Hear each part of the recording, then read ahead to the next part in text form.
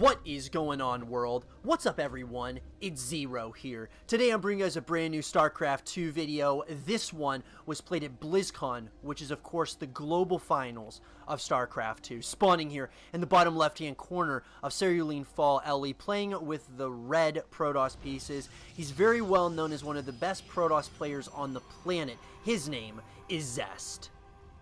And his opponent, spawning in the cross position, playing with the blue Protoss pieces. This player is also known as one of the best Protosses playing currently in StarCraft 2. His name is sOs. So guys and girls, this is a match between two of the best Protoss players in the world, arguably, for sure, but by no stretch of the imagination, guys, are these two players overrated. These are two incredible Protoss players playing at the highest level of StarCraft 2. And let me tell you, I think we're going to be in for a treat here. This is a best-of-3 series that was played at BlizzCon, like I said. And this was actually in Group B of BlizzCon 2018. So I'm really excited to see what both these players decide to do here early on in this game, because when it comes to the PvP matchup, there is a lot of mind games that go on. I always call it a series of mind games, but I guess that is that's the same as in you know, just really any of these matchups and StarCraft 2 as a whole. It is a game, or I should say a series of mind games. So what we're going to start seeing, guys, here right off the bat from sOs, he's going to go for the gateway into, looks like actually a double gateway pretty early on into the cybernetics core. And then I'm wondering if we're going to see a proxy Stargate here. That would be interesting. But anyways, we're going to see double gateways here by Zest, and then of course the cybernetics core as well coming out of Zest. So interestingly enough, we're going to start seeing, you know, what both these players are kind of planning on doing. A lot of times that production tab will be very similar in the early stages of the game. We will see a couple of stalkers coming out of sOs, and then on the opposite side we see a couple of adepts. So a little bit of a change here by both players. Zest is going for that early Twilight Council. So we'll have to keep an eye on that. We do see, of course, the Warp Gate research coming in for both players. Looks like sOs is going to take his natural expansion a little bit earlier. And I'm seeing a pylon here by Zest as well as sOs. So this is very interesting how this game is starting to play out here, guys. Looks like we're going to be getting possibly two proxy Stargates, possibly? I'm not sure. We're going to have to kind of keep an eye on this. It does look like a Dark Shrine is going to be coming out of Zest. I love that.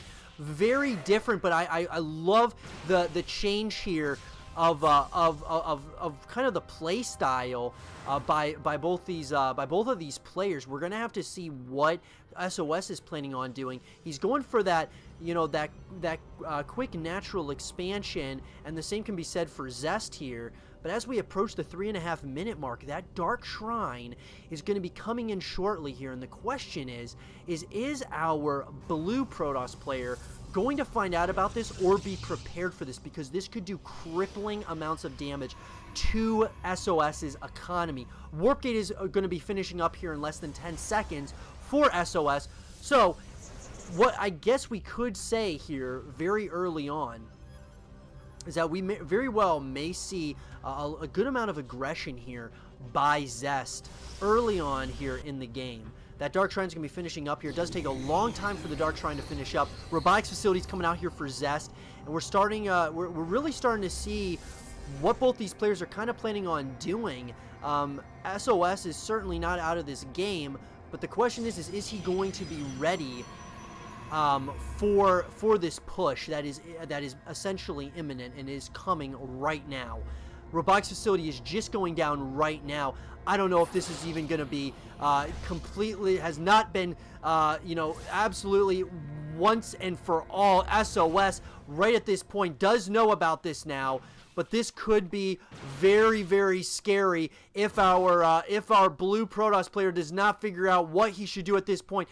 That robotics facility is finishing up here, is going to be finished here shortly, but this Dark Templar is essentially going to have free range of essentially everything here, because there is absolutely nothing here that SOS can do to really, protect himself against this. And this is this is going to delay our blue Protoss players substantially right now.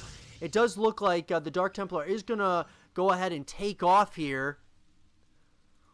But that is exactly what Zest wanted to do. Zest is completely played that beautifully. The timing was perfect on those Dark Templars, and now the Dark Templar is going to be coming into that main base location, and it looks like now a Forge is coming up here.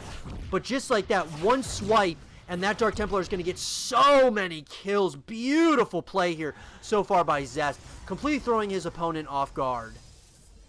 Absolutely brilliant play so far here by Zest, and while this has all been going on, he's been kind of just going ahead and macroing up a bigger and bigger economy, getting some of those Immortals out. He's also going to be getting charges going to start to be researched, and Zest is in a really nice spot right now.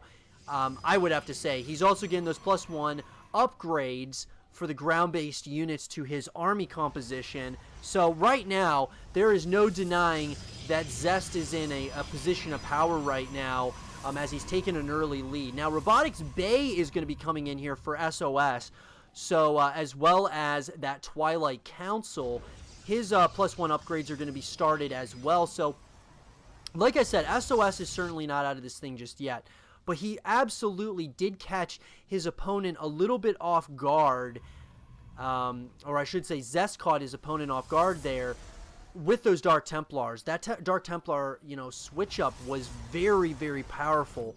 And now we're going to have to see exactly what Zest's follow-up is going to be at this point in the game here. Looks like he's just really, starting to macro up a decent-sized army here, and going to try his best at least to get as much value as he can out of all these units. We're gonna see those Templar archives coming in here for Zest as well. So as the dust settles here, it does seem that both players are kind of giving each other at this point some respect. A lot of gateways coming up, 6 to be exact here for SOS, and that's going to make things very interesting. Now we see a Dark Shrine coming in for SOS, so it looks like the question is are we going to see a push here by Zest? Because there's a very good possibility we're going to see a push here, and this is probably here to deal, a little bit of just some harassment right now. We do see a couple more Archons that are out there, that are on the playing field. Zest is probably thinking about going for, trying to hit from a couple of different angles, and that might be a really smart decision here. Does look like this Dark Templar is going to start moving in, and a big warp in here of a bunch of Zealots into the main base location, and it looks like Zest is trying to hit at multiple angles at once here. Beautiful play here so far by Zest. He's been playing this absolutely brilliantly right now, going after a bunch of these units with those Zealots. Absolutely brilliant play so far here. It does look like this might very well be able to, SOS might be able to hold on here. If he holds on here, he would be in a great position, but so much damage is being done here to so many of these units. Those Dark Templar are doing absolute crippling amounts of damage, and GG is called. And Zest takes a game number 1 in this best-of-3 series, really throwing his opponent off guard with those Dark Templar.